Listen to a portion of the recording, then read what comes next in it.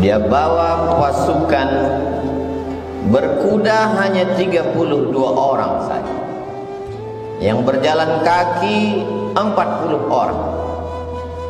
72 orang yang terdiri dari orang tua, anak-anak dan perempuan.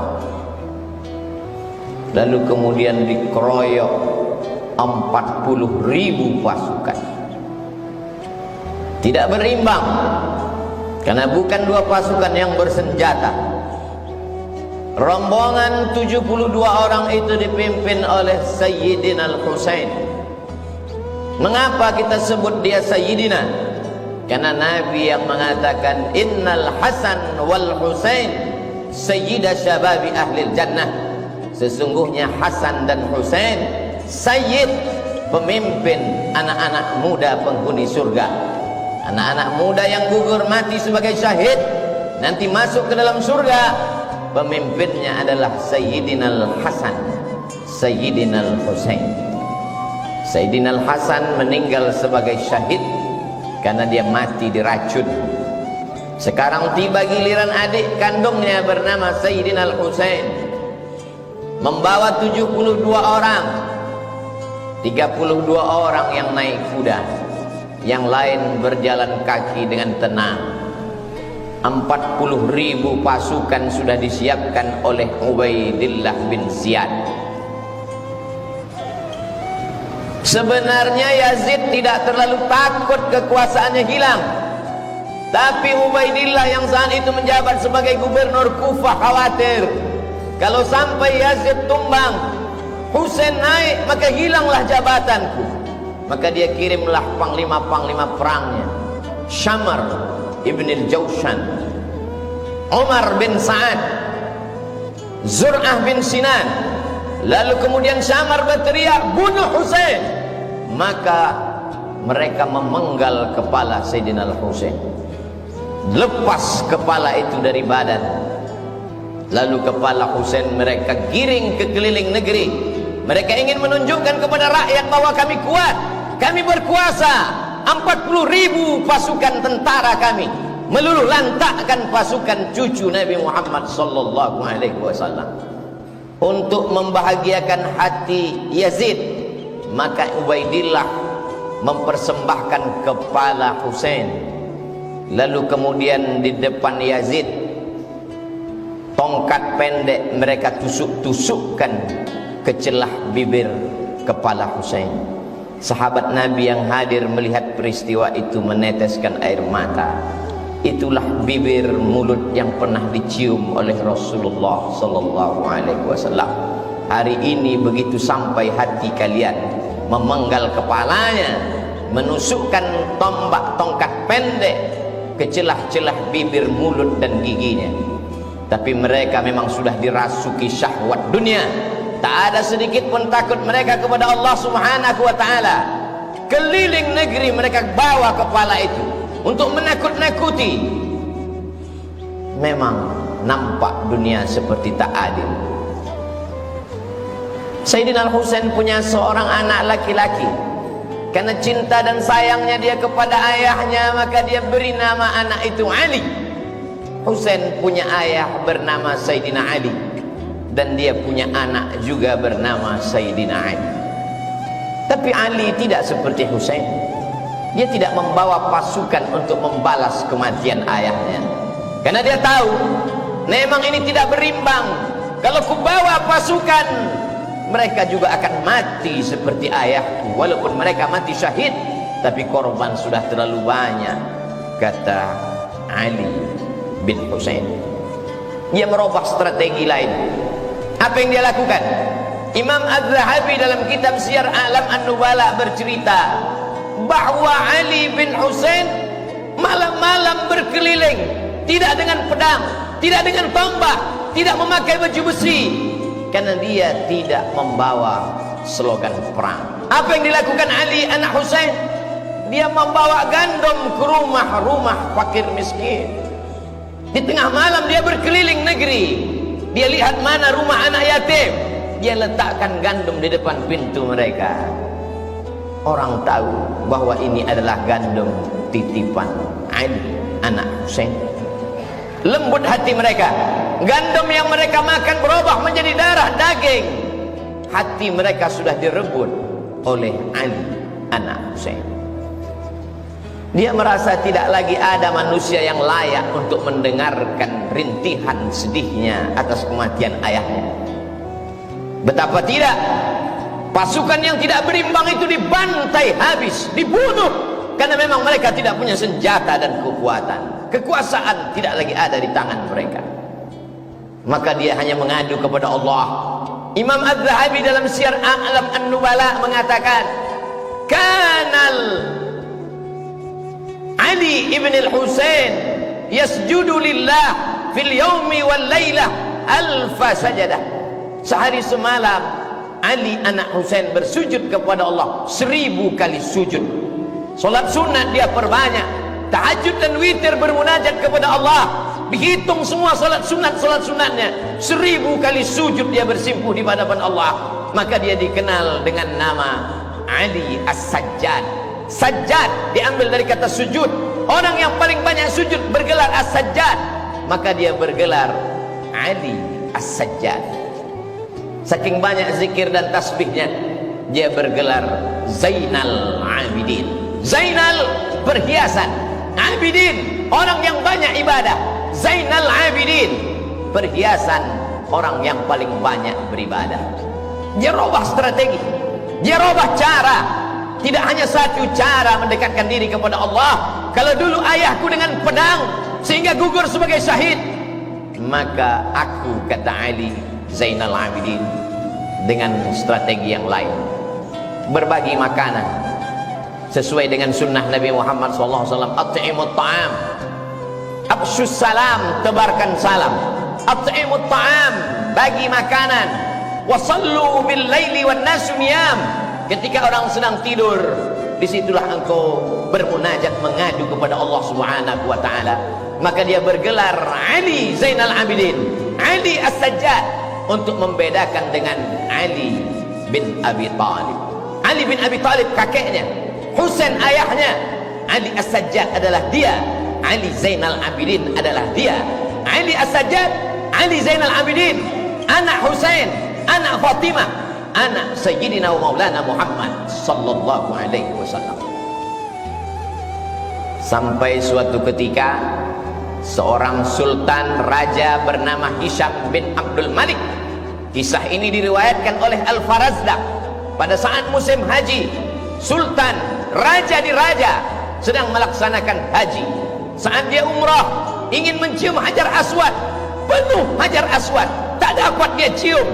Pada putaran kedua, dia ingin mencium Hajar Aswad, melimpah manusia, tak dapat dia mencium.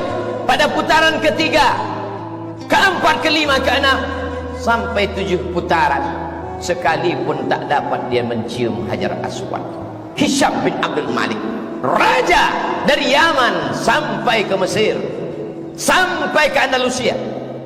Tapi kemudian di celah-celah jamaah yang ramai itu, dia heran, ada sesosok manusia yang biasa.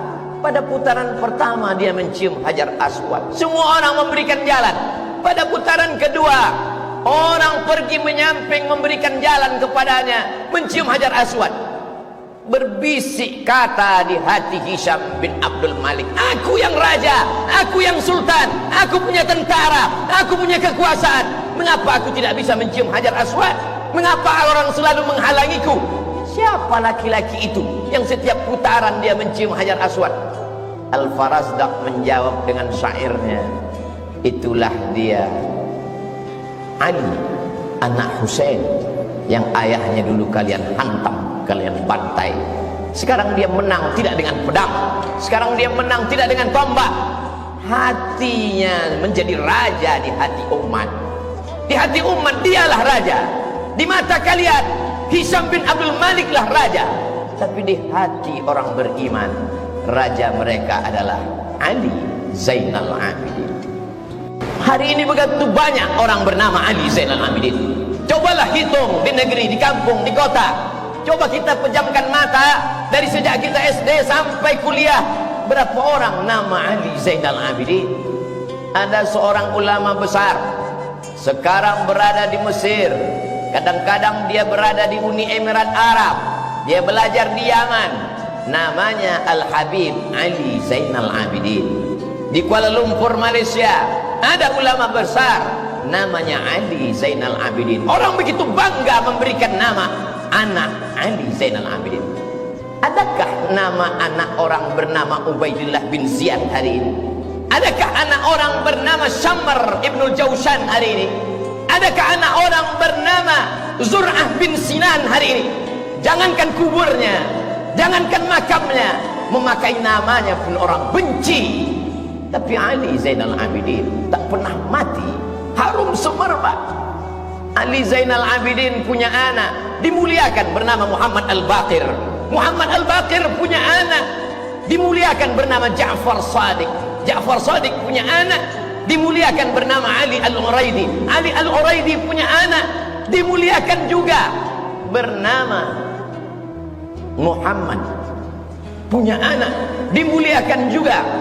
Muhammad Naqib punya anak bernama Isa, dimuliakan juga. Punya anak laki-laki bernama Ahmad Al-Muhajir. Ahmad Al-Muhajir, muhajir artinya pindah. Pindah dia dari Baghdad ke Yaman. Di Yaman dia beranak pinak. Anak pinaknya itu datang ke Nusantara membawa Islam dari keturunan Ali Zainal Abidin. Maka itulah marga-marga para habaib zuriat keturunan Rasulullah sallallahu alaihi wasallam. As-Saqaf, As-Segaf kata orang Nusantara. Al-Haddad, Al-Jibri bin Syihab bin Abi Bakar, melimpah ruah mereka.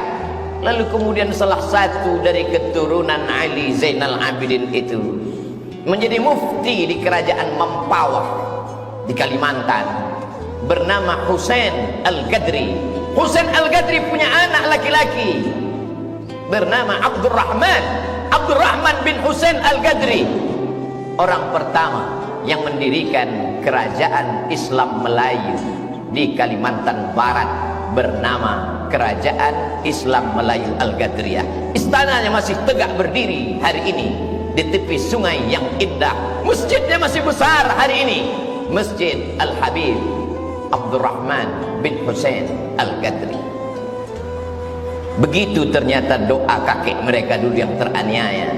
Anak cucunya tetap dapat berkuasa, tidak di Jazirah Arab, tidak di Yaman, tidak di Mesir. Kalau mereka berkuasa di Jazirah Arab itu biasa, tapi sampai di negeri Melayu mereka berkuasa di hati orang-orang Melayu yang bersyahadat asyhadu an la ilaha illallah wa asyhadu anna Muhammadan Rasulullah. Salah satu dari keturunan Ali Zainal Abidin bernama Utsman Syihabuddin. Orang Melayu memanggilnya Syarif. Syarif artinya mulia, karena memang yang mengalir dalam badannya darah mulia. Datanglah Syarif Utsman Syihabuddin ke negeri bumi lancang kuning. Ketika itu Siak Sri Indrapura dipimpin oleh Sultan Abdul Jalil. Sultan Abdul Jalil punya anak seorang perempuan yang cantik jelita bernama Tengku Umbung. Begitu orang Melayu memuliakan zuriat keturunan Nabi, dinikahkanlah Tengku Umbung dengan Syarif Utsman Syihabuddin. Lahirlah sultan-sultan. Sejak itulah maka di awal nama Sultan Melayu, Sultan Syarif Hashim, Sultan Syarif Qasim. 3 tempat mulia terhormat dijadikan sebagai namanya. Jalan Sultan Syarif Qasim, Airport Sultan Syarif Qasim, Universitas Islam Negeri Sultan Syarif Qasim.